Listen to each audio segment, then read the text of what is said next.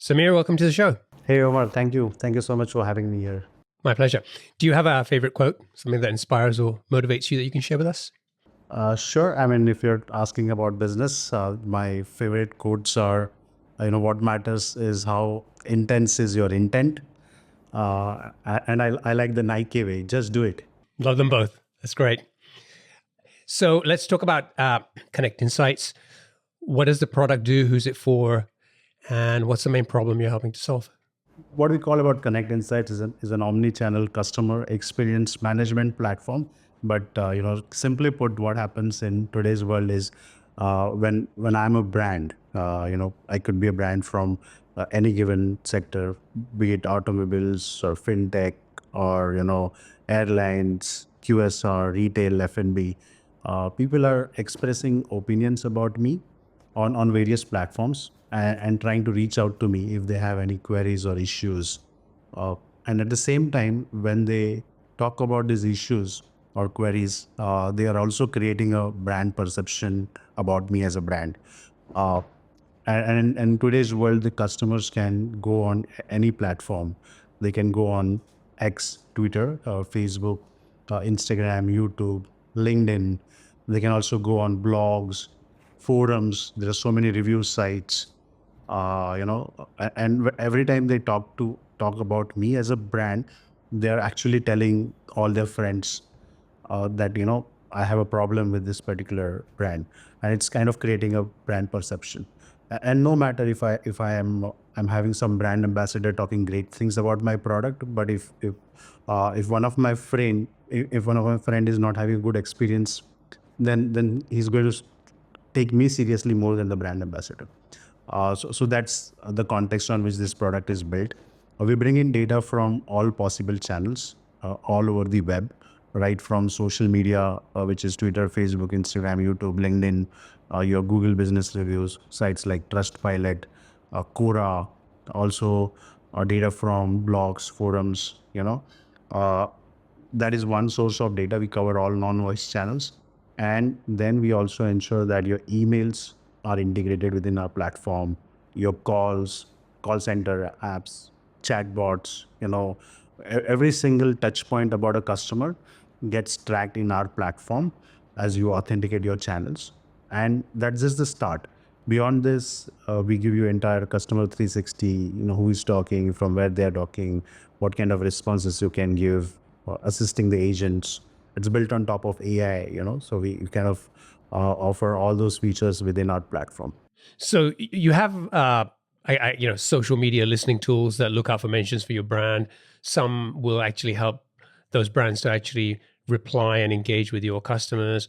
But you with Konnect Insights, you're doing a lot more than that, right? From what I understand, you are basically collecting data from every single touch point, a call that a call center rep had, an email from a customer, and pulling all that together to give the organization a really rich and comprehensive sort of overview of what's going on with their customers. Yeah, that's very true. And all these customers also look at return on investments, ROI. What's the ROI today? It's one thing to actually integrate everything and offer a unified solution, but on top of that, you should really have tools to assist the agents so that they respond smartly. Integrate AI in such a way that if a query otherwise what it takes 15 minutes, can that be solved in 5 minutes because you have all the solutions integrated together? Those are the things that really matter.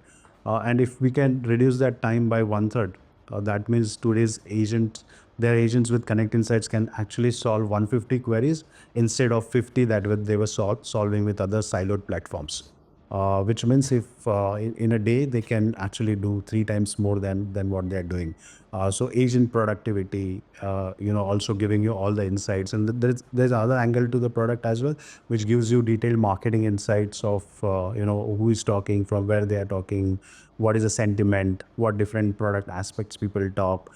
How are you faring against the competition, demographics information. So you get all that in one unified product. Great. Where are you in terms of revenue, customers, size of team? Still, we are somewhere around about 7 million or so. This year we should complete about 7 million. Our year ends in the month of March, but we have done pretty good progress. It's about more than 200% growth that we have seen in the past 2 years. Our customers, we can say that we are fairly there in about 30 odd countries today. Started from India, where we have the biggest customer base, but going forward, we have good customer base in Middle East, in Southeast Asia, a few customers in UK and LATAM. So that's how we grew. And talking about our team size, we could well be around about 130 odd people today. So the business was founded in 2014, I think, Yeah. and you bootstrapped to get the business going, and you're still bootstrapped. Is that right? That's right. Yeah, we still bootstrap. I say this we are heavily funded by our customers. Yeah, I like that. Cool. Okay, so let's go back to I guess pre 2014. Where did the idea come from? What were you doing at the time? So my background is I'm a software developer. I mean, I did a lot of coding before I started this company. Also, first few models that were built in this product, I did the coding myself. For about 6-7 years, I worked in various companies. I was actually in finance domain, but as a software engineer, and developed apps or products in different verticals. I worked in derivatives and equities market when I started my career. Then in mutual funds and insurance, and built software for various companies. And then one fine day, there was some idea around building an app, which is what we started our company with. Analytics was part of that app, but eventually the product pivoted in a way where we focused more on social media analytics to start with, and then the product went on to become a complete omni-channel customer experience platform. Okay, let's take a quick breather here. If your SaaS product is slowing down due to development issues, bad UX, or persistent bugs, it's time to get a fresh perspective. That's why Designi offers Impact Week, a free, no obligation audit where their senior team will dig into your code, uncover hidden technical debt, and provide a clear roadmap to help you scale. No commitment, no risk, just expert insights that could change the future of your SaaS. Only a handful of founders can join each month, so don't miss your chance. Book a free 30-minute chat at saasclub.io/designly. That's saasclub.io/designli. But what was the specific problem that you noticed that got you working on that idea? Was this like one of those things that you just randomly came across, some idea and thought it'd be cool to build a product for it? Or was it kind of more like based on the kind of work that you were doing as a developer, you started seeing these types of issues and sort of, the light bulb moment kind of happened? No, in fact, it's a very interesting story. So what we were working on was more of an app that had some kind of analytics for business owners, and that is where we started working on it. But it was more of a idea which was more of a B2C app, and I was working on this while I was actually working in some other company. So I did not straight away start jump into the business and started working on the app. While I was doing it, I was kind of doing some market research, going to a few, business owners to ask them about this. And one insight that I got from one of this big restaurant chain, where they had their own digital marketing agency. I went to meet them, and they told me that just for the Google Analytics piece, they are paying about 10,000 rupees, which is fairly about, say, I would say $300 or so, for the reports of Google Analytics per month. And I said, what if I give you a product which can give you all the analytics in one place? Will that work for you? And they said, I don't mind trying that. And then I went to some few more agencies just to validate that idea. So the first piece of our product that we built was analytics of your own social media channels. And it was pretty simple, just get the numbers from the APIs, build some charts around that. It was a prototype kind of thing that we built, and went to the market and said, this is what we have to offer. Pay us as less as maybe say $100 a month, and I can give you this particular thing. They said, good, fine, but maybe can you add few more things there about, and we started working on it. But it took us more than 2 years to actually get our first customer. Although I should have got that customer with whom I had validated the idea, but they did not buy, and then we started working on it. And obviously, when you're building a product like this, you need to invest in your servers, cloud infrastructure. So those were the challenges, but slowly we started to get our first customer, and from there on, we kind of moved on. So those were kind of the early days, how we validated the idea. And I always tell people that, you can always have great ideas. You might think it is a great idea, but unless you go ahead and validate that with the actual customers, not your friends, is when you should actually start working on those ideas. Yeah. I mean, 2 years is a long time to get that first customer. It's not uncommon, especially if you're bootstrapping and working a full-time job at the same time, that it can take, it can take some time to have that breakthrough. If you sort of look back at it now, is there something that you feel like, okay, if I could go back in time and I was in that situation again, this is what I would do differently to try and close that first customer faster? Yeah, I would definitely say that. So, since I was coming from a software background, not very sales focused, I always had that feeling that, unless you are perfect with your product, you can't do sales, and sales never came naturally to me. What I should have done back then was, with whatever was ready, I should have hit the market more to do sales and get some money. But that's the reason we actually took some more time to do our first sales. We can say that I could have been a better salesperson back then, which I am right now. Good, good. Okay, great. So it takes 2 years to get that first customer. You're kind of going back and forth, iterating on the product. Eventually, you close the deal. What about getting to the first 10? How long did that take, and how easy or hard was that? See, our potential customers are brands, mostly B2C brands back then, where we would reach out to, say, an automobiles, or an airlines, or banking, financial services. You have your retail, F&B. So these were our potential customers because they would need a social listening product. But just getting meetings with them was very difficult.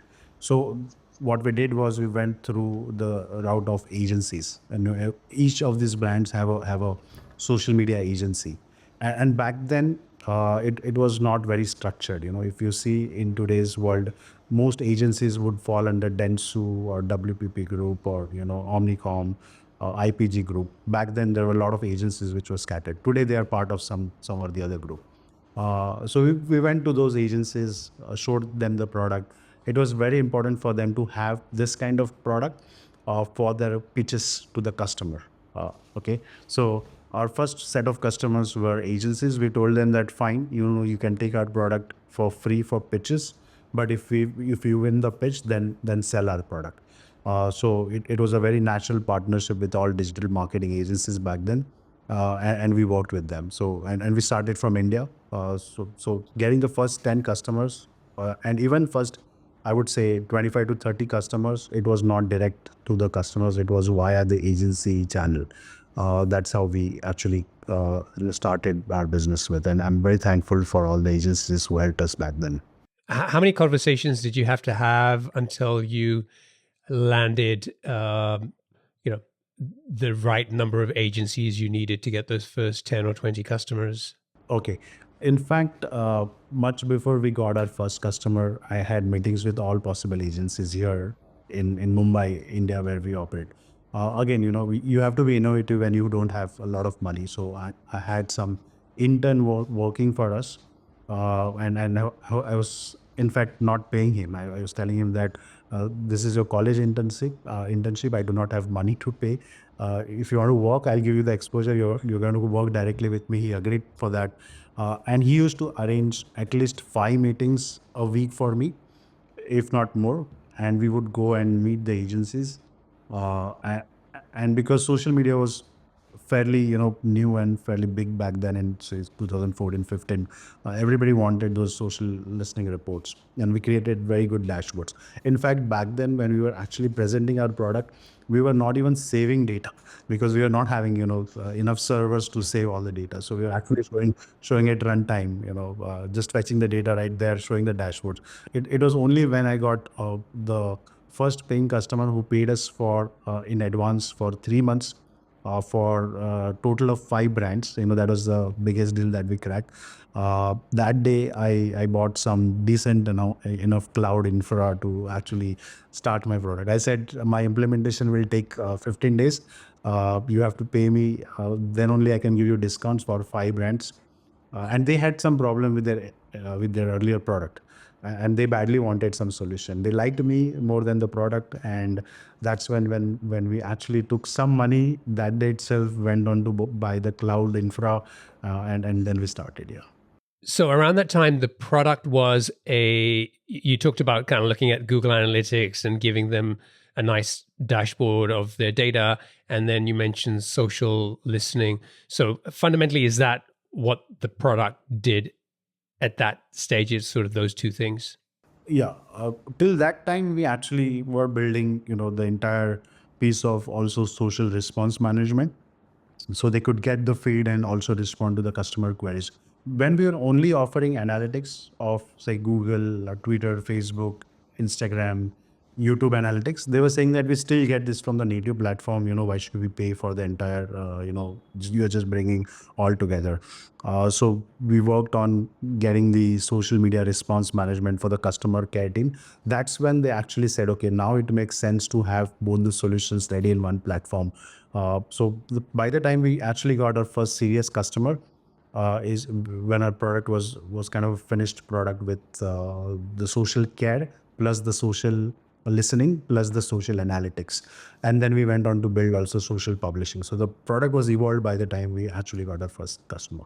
But I must have had at least 50 to 60 meetings with potential customer where things did not work for me. Maybe I was a bad salesperson.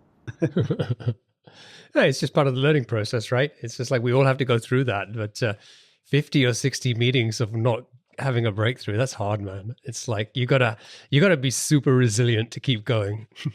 Yeah, that's true. I mean, but we were supporting ourselves with other software services. I mean, how do we make money while we're doing this?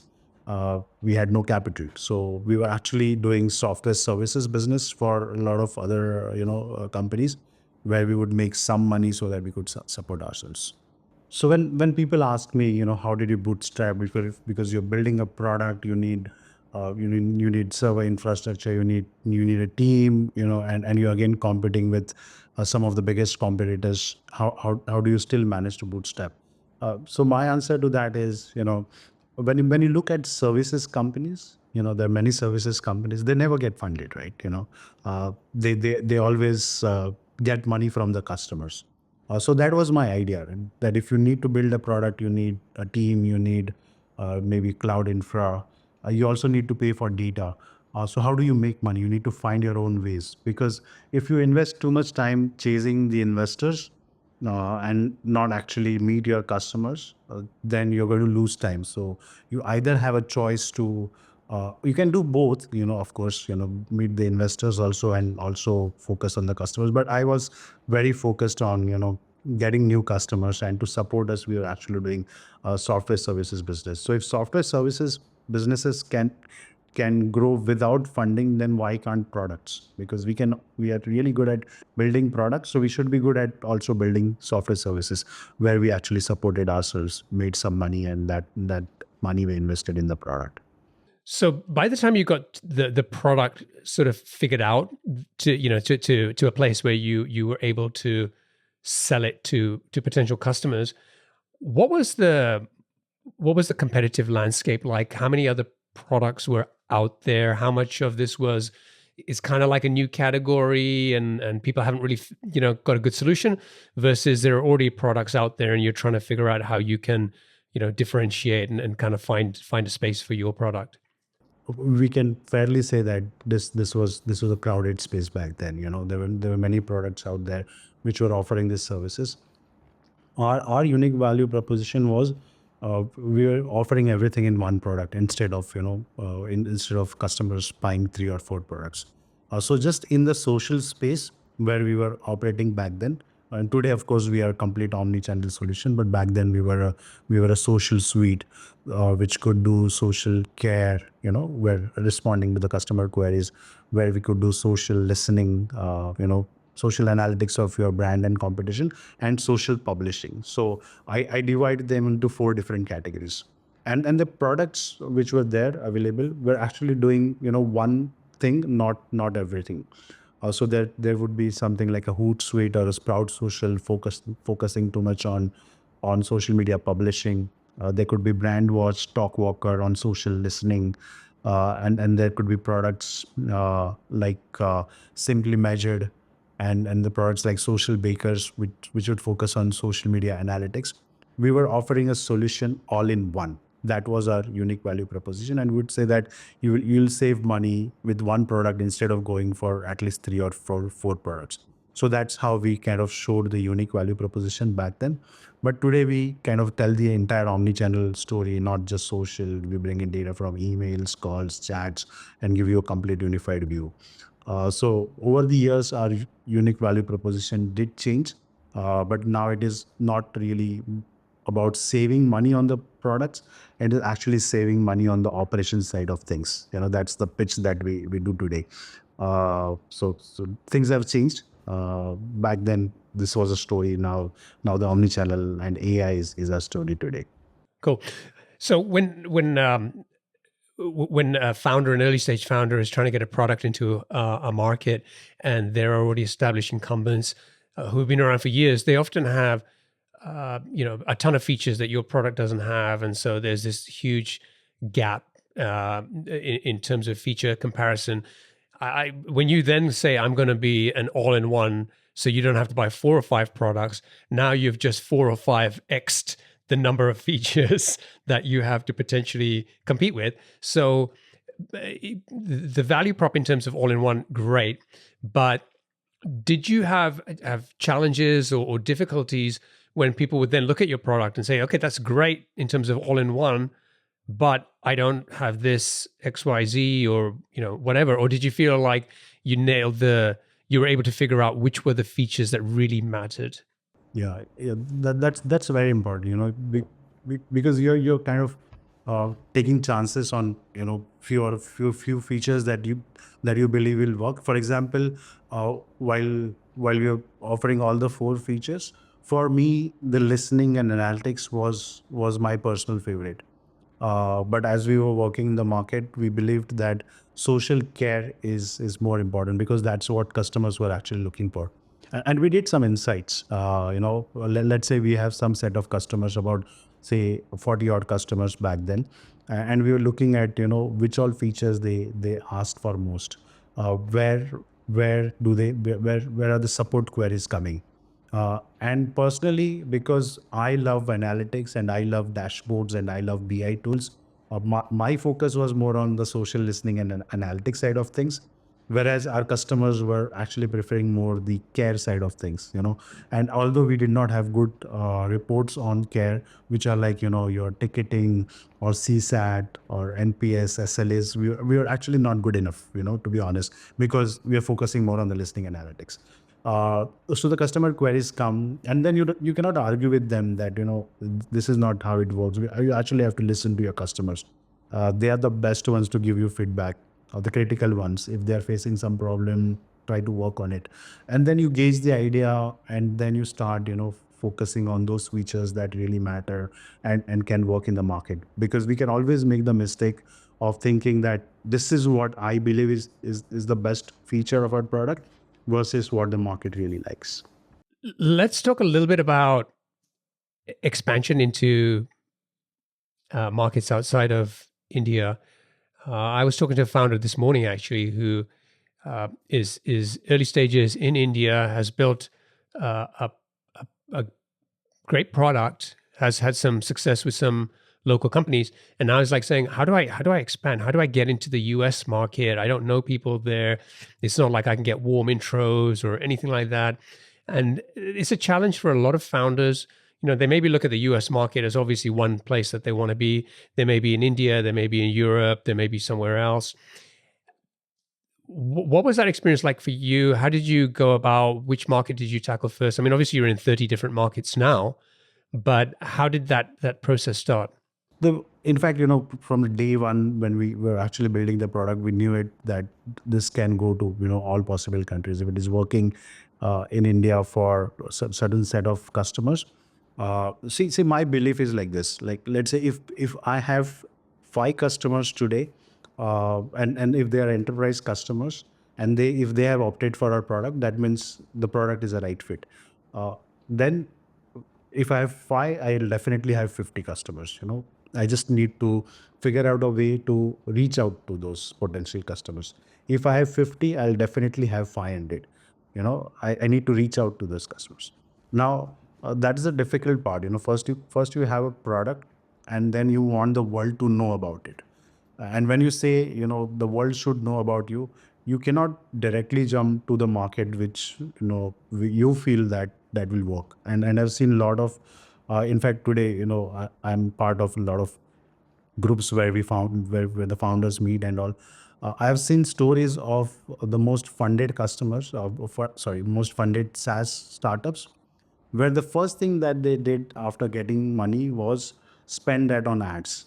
And how did they made the investors interested? By saying that we have this solution, we want to expand in the US, give us money, and then they have to justify spending that money, and they spend a lot of monies on ads trying to reach out to the US market. And this is a story that I've heard from at least 4 to 5 founders.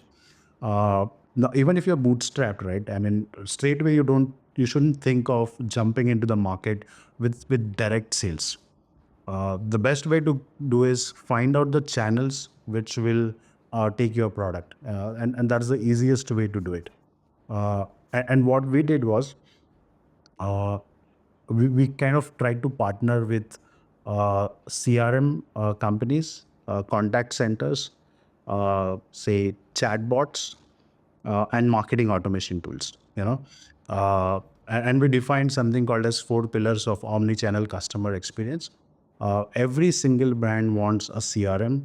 Every single brand wants a contact center, wants a live chat. They want marketing automation tools, and they want social listening tools, right? Every single brand has it. But one product cannot fulfill that story. So we said that let's reach out to the biggest CRM companies in the world, maybe Salesforce, Microsoft Dynamics, try to come on their app marketplace, and from there reach out to their partners and try and do some early sales, which will not be then limited only to India. That's the question that we asked. What are the best chances for us to get a new customer in a country that we have no presence? This is the best way to go, and we call that as an ISV partnership. And with some initial sales from say Salesforce or Genesis, Avaya, some chatbot companies, some marketing automations. What we did was then we tapped their partners, and their partners were introduced to this product. They understood the gap. Of course, we had some competition with the likes of say Sprinkler or Sprout Social. We obviously have that competition, but then partners have something of their interest to sell our product along with say a CRM or contact center. So that's how we kind of got into different countries, and wherever we did more business via the partners is where we actually had our own salespeople to work. And to be honest, I've spent some money on ads, but it really never worked for me. But the partner channel, the ISV channel, is the best way to expand. If the product is the right fit for that partner, then you'll do business. How easy or hard was it to get these ISVs on board? I mean, one of the things I've seen and even personally experienced with trying to set up these kinds of partnerships is that, first of all, you've got to figure out who to go and potentially partner with. You've got to reach out to these people. Maybe the response often is like lukewarm because they've got a million other things to do, and adding on to some new unknown partnership is not, top of their list. And then you've got to kind of actually, once you do get somebody interested, it can take forever to actually get something to a point where you're actually executing on this idea. So what was that experience like for you? Were people resonating? Were people responding? Like, were they excited when they heard about this idea? Oh no, I mean it's not that easy. In fact, if you directly reach out to, say, let's look at this way.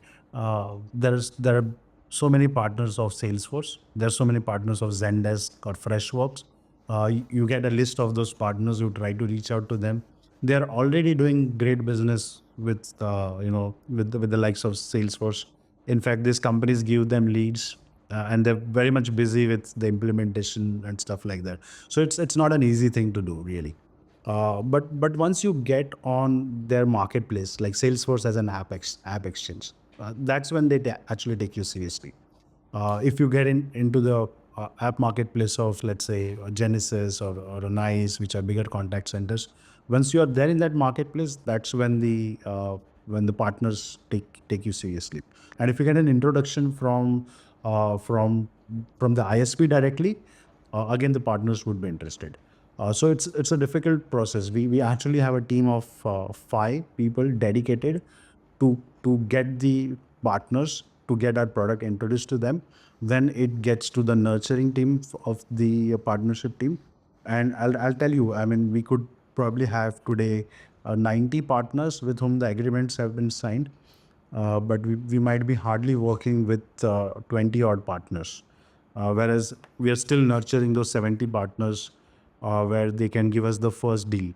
And once they see the money with the first deal, that's where they are interested. So again, once you have partner on board, you actually have to work for them for first 2 3 deals.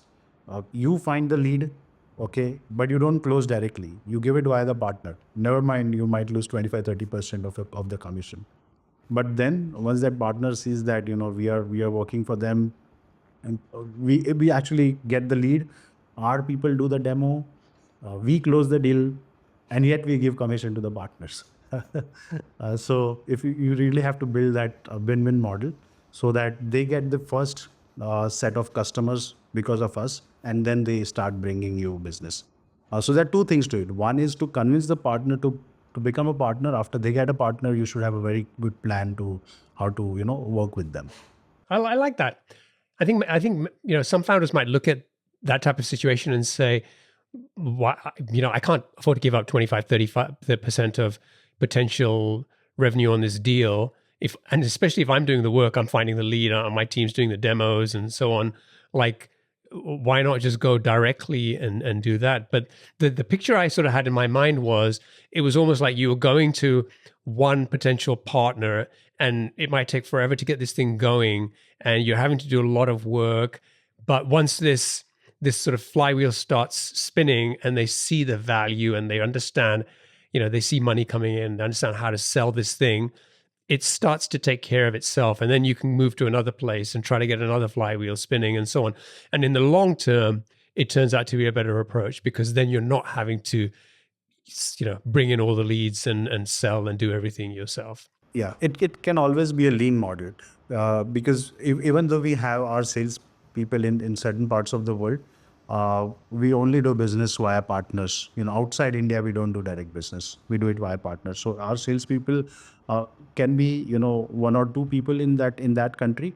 But if I have like 7 8 good partners, it is having, let's say, if those 7 partners put 2 people to work for you, then you're actually having a team of 14 plus your own 2 people. I mean, it's a team of 16. You can either have 15 or 16 your people working directly, or take the help of partners. Net, you will actually save money if you start giving commission to the partner. So it's a win-win. It's a win for partner. It's win for you. It's win for the customer. I'm curious, when you talked about getting those initial customers in India, you worked with agencies and through them sold the product. But you didn't, when you talked about the US market and going in there, you didn't mention agencies. You talked about these ISVs and chatbots and CRMs and things like that. Did you try the agency route as well, or was there a reason you didn't do that? No, we tried. We tried the agency model as well. I mean, logically, it was the second step for us. After getting the agencies in India, it was very logical that if I have relations with my Denso India team, with the WPP India team. The next thing is to get the US counterparts to work for you. That's very logical, and we tried that. We tried that for years. We tried that, but somehow it didn't work. I don't know exactly the reason. Maybe my commitment was not good enough. But when you're trying 10 things, and out of which 4 or 5 work for you, you then focus on the things that are working for you, and then not the ones that are not working. So we should have given more efforts to find the agency route to actually do business in the US and other markets. But because ISVs worked, then we kind of changed that model and started working with the ISVs and the partners. The other potential growth channel I've seen work, sometimes not work, has been events. It's often, and especially it can work if you're a US based founder, but also, if you're in another country, events can be a potential great way to get face time with those, those customers, those people you want to sell to, potentially have more deeper, in-depth conversations, even if it is somebody walking through, and kind of walking past your booth. Getting a 5-10 minute conversation can be really meaningful versus, sending a cold email. But there's, for some founders it's worked, some founders it's just been like something they can't figure out how to get going. What did you try that? Yeah, we do events, and even our learnings with events is, and after doing events for say last 3 years, when we were really active doing events, and it's also a big investment, because events take a lot of money also. To decide as a founder that shall I invest in this particular event or not is also a big decision, and especially if you're a bootstrapped founder. So when we did some initial events, maybe 3 years back, what we learned was, if it's a very massive event, and then there are some events like Jitex and Leap in Middle East, you can hardly make a mark, whereas if you do smaller events where there are about say 100 odd attendees, and there are 4 or 5 sponsors, and you get to speak on stage and have a booth, those kind of events work. And even better are the events, we call those events as bespoke events, where you are actually calling 30 odd potential customers, have 2 or 3 your own set of customers, and letting the customers meet the prospects and talk about your product. Those are the best ones, because these are very highly qualified leads, and you don't generally call anyone like 20-30 prospects just by you actually had some traction with them. They have seen your product, or they are at a very high stage of getting closed. Bring those customers for these very small events, and let your customers also be there. That's where the maximum sales happen. So smaller events with 30 odd prospects, good for sales. Little bit large events where you are one of the sponsors, and you are having keynote opportunity and a booth, uh, good for sales, good for marketing, but not so much for sales. I would say good for market. And the bigger events is waste of time, waste of money. So that's a learning over the years. And you think it's a waste of money because um, you sort of get lost in the noise of the big events, and That's to get noticed you just have to spend a ridiculous amount of money. That's true, and people get tired in such big events. I mean, the potential customer will take your card. You might feel that great. We did a great demo or so, but when they go back home, they have actually met 50 other vendors, and they're tired, and they don't open your emails. So bigger events, do it for branding also. Still, because you cannot miss the opportunity of meeting a large audience, but the sales will never come from bigger events. Right. Uh, were these events? Were you targeting directly the the customer, the brand at these events, or were you going to events where you could connect with ISVs, or both? Both. So in the bigger events, yeah, I missed that point. So when you go for bigger events, you can obviously meet the partners and ISVs. That's where it really works. But the smaller events that it work with the direct sales. I mean, even if you're doing direct sales, doesn't mean that we are not doing it via the partners. But they are understanding what Connect Insights is. We have pitched to them, and if we are doing business outside India, then we'll say fine. We'll have the local partner come and meet you to close the deal, and that's how we kind of work with them. And so with customers in 30 markets today, how is the team distributed? Are you hiring more people in those markets? Are you able to keep most of it running from India? How is it set up? So we have now 4 registered companies. So we are registered in India, Singapore, UAE, and US. We have our teams in say UAE, Saudi Arabia. We have someone in Singapore. We have someone in Brazil who operates from the Latin market.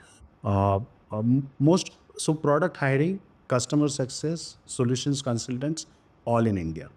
Outside India, only salespeople. Even the BDRs, they operate from India. And India, we have our offices in 3 locations, Mumbai, Delhi, and Chennai. So that's where our SDRs and solutions consultants sit. Outside India, only salespeople, and they work only with partners.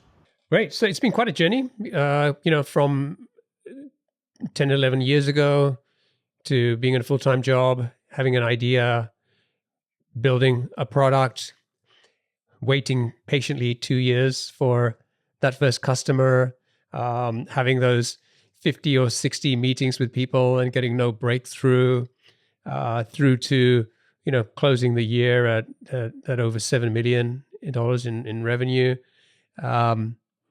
If you sort of look back at this journey over the last decade, is there like one big takeaway, one lesson, or something that you wish you had maybe done differently? Yeah, I mean, as I told back in early days, I should have been a little more aggressive with sales. The partnership and the international expansion really happened in last 3 years or so. Before that, it was COVID times. So even during COVID times, we did some business in outside India. We had few customers in the Middle East that we got via our contact center partners, but there was no focus as such to grow in the international market. We were still focused on making a great product. Maybe pre-COVID, we could have started our international expansion, but it started late. But then the growth was very fast. So no regrets on that side of things. I mean, we had an evolved product. We had integrations built with so many other apps. And the sales is happening naturally. So we're growing at about, say, 200%, not bad. Maybe next year looks much more promising. So no regrets on that side, but maybe back then, early days, we could have been more aggressive in sales. Yeah. I'll follow up with you and see where you are. And when you hit that $10 million mark, it'll be a nice milestone to hit. That's true. We are very close to that.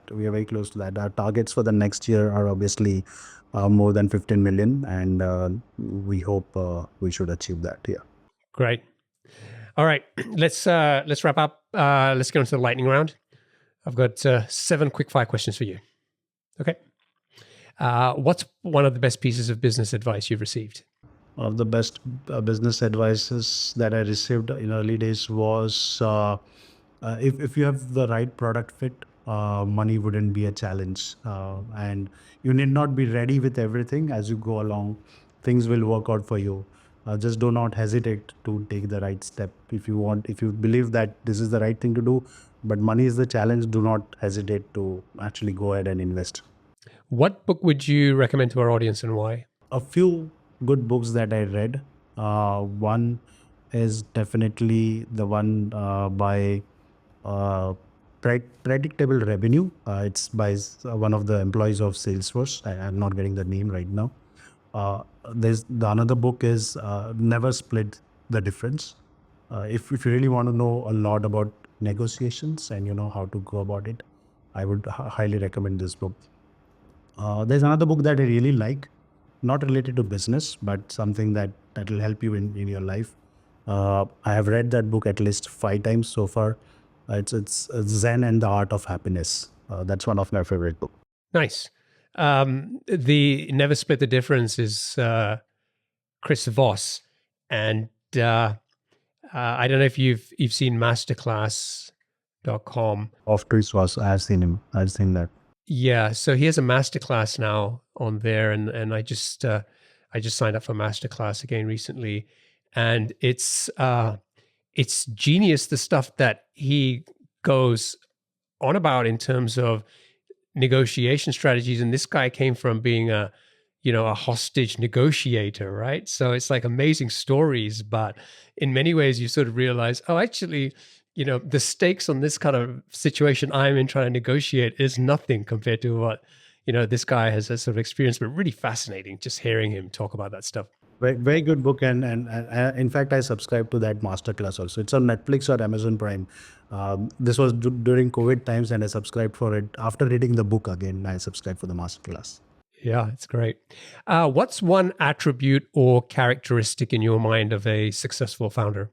I think perseverance, patience, perseverance, great resilience, tenacity. You need all of that, along with the capabilities of building a product. Yep. And you shared some good examples of perseverance with your story. What's your favorite personal productivity tool or habit? I still keep it simple. I mean, of course, we use a few tools out there, but I'm still a notepad person. I have like 5-6 items to deliver. I mean, I'll work in the night with just spend my 10 minutes to plan my next day, and I just go ahead and execute that plan. That's at the end of the day, your yearly targets, your quarterly targets, your monthly targets, they come down to how best you work on that particular day. So keeping things simple. Yeah, love it. What's a new or crazy business idea you'd love to pursue if you had the time? I have something that I'm thinking of. I mean, that's not to do with technology or something of that sorts. I believe in India we are a very passionate cricket loving country, sports loving country, but we are not so good at football. I mean soccer. I have some crazy idea of bringing some good talent from Africa and South America to India, and promote cricket in those countries. Let's see if I one fine day achieve in my getting into that. A cultural sports exchange. Yeah, cultural sports exchange. Yeah. Or what's an interesting or fun fact about you that most people don't know? Uh, I spend a lot of time researching about space. I do love to watch the night sky. Uh, I was good in my engineering days, so I fairly understand the concepts of physics. But I do watch a lot of videos in this subject, trying to understand the theory of relativity, maybe. Cool. And finally, what's one of your most important passions outside of your work?